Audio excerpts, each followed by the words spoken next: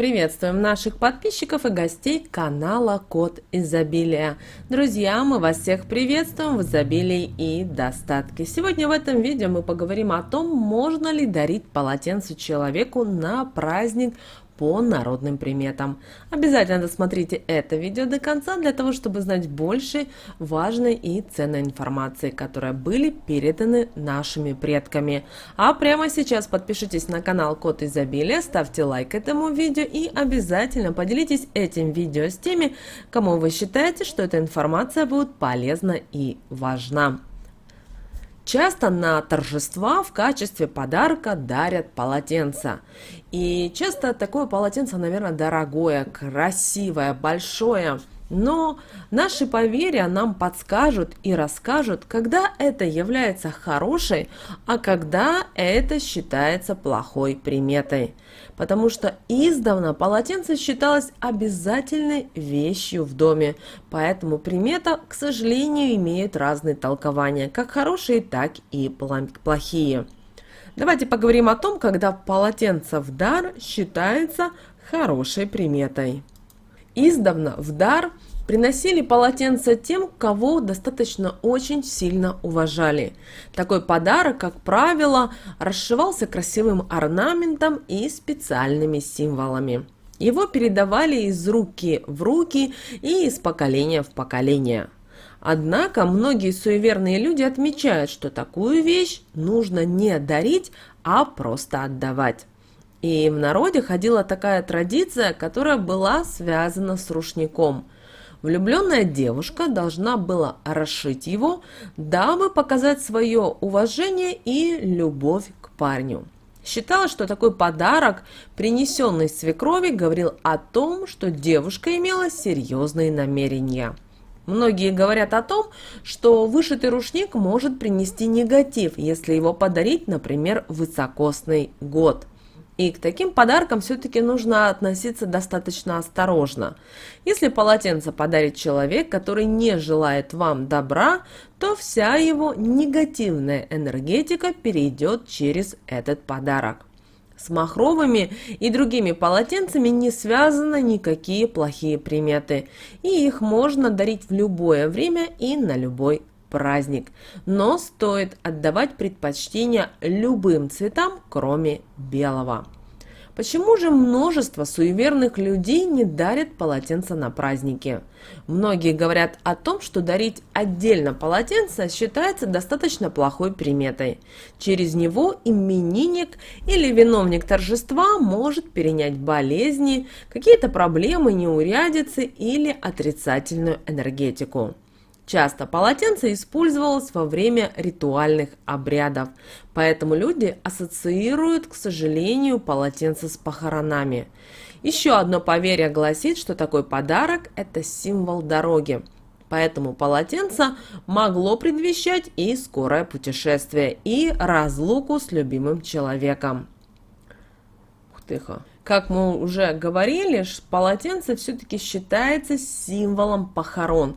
Поэтому люди все-таки сторонились дарить такой подарок, так как он привлекал беды и несчастья в дом. Даже люди подмечали, что человек, которому преподнесли этот дар, начинал чаще болеть и страдать от разных хворей. И если кто-то умудрялся одарить таким презентом, от него старались избавиться как можно скорее. Еще одно поверье утверждает, что подаренное полотенце может разлучить с тем, кто его подарил. Даже в наше время люди все-таки остерегаются этой народной приметы. Возможно, причина кроется в том, что жены, провожая своих мужей в дальнюю дорогу, всегда заворачивали еду в тряпицу, в тряпочку. И, исходя из этих суждений, полотенце – это символ расставания. Вы, наверное, слышали такое слово, как крыжма. Это специальное обрядовое полотенце, которое используют при крещении ребенка. Его покупает крестная мать и вручает своему крестнику или крестнице в день крещения. И это полотенце, такое вот обрядовое, должно быть обязательно новое, не использованное до этого изделия.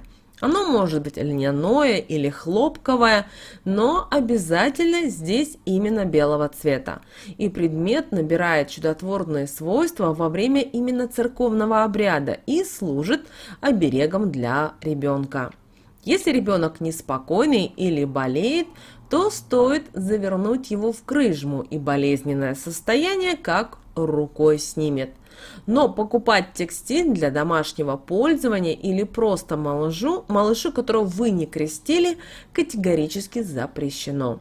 Нельзя передавать ни в коем случае крыжму в чужие руки, потому что человек, знающий, сможет управлять судьбой ребенка.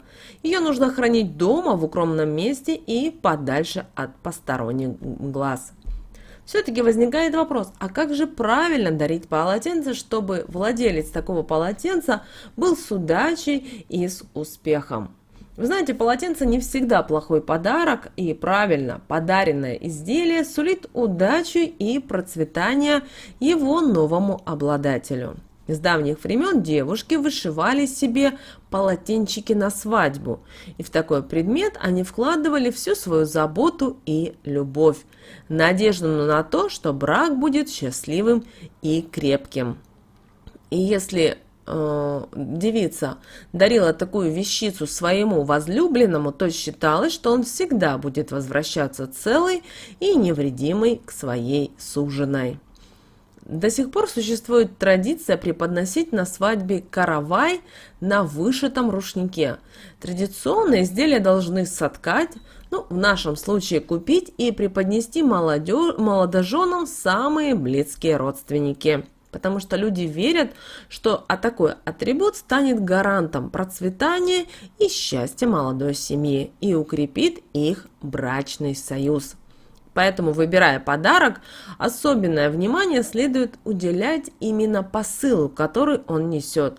Потому что любой врученный презент может стать как хорошим, так и плохим талисманом.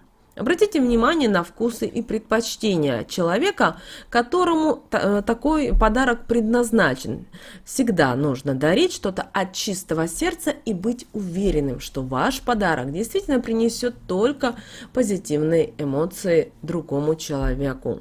Если вы не хотите принимать подарок от человека и знаете, что, возможно, этот подарок несет какой-то злой умысел, в таком случае, а вам все равно его нужно принять, в таком случае заплатите денежку за такое полотенце. Таким образом, купите полотенце, и тогда все чары, которые были отправлены через это полотенце к вам, они просто исчезнут, потому что вы его купили. И обязательно скажите, когда дадите денежку, оплачено. И таким образом с вами никто ничего не сможет сделать. Вот такой, друзья, у нас с вами подарок полотенца. Конечно же, вам решать, дарить, чтобы вам дарили такой подарок или нет.